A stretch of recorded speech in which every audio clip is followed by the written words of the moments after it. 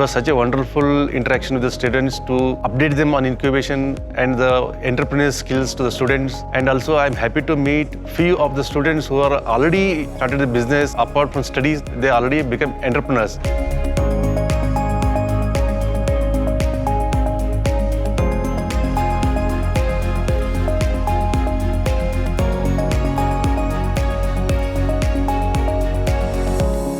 It was a pleasure being a part of this program by DIC Karnataka in association with Alliance University. I think the program brought together more than 150 people, 150 students who are aspiring entrepreneurs from 20-25 different colleges in Bangalore, an initiative which is very rare to see.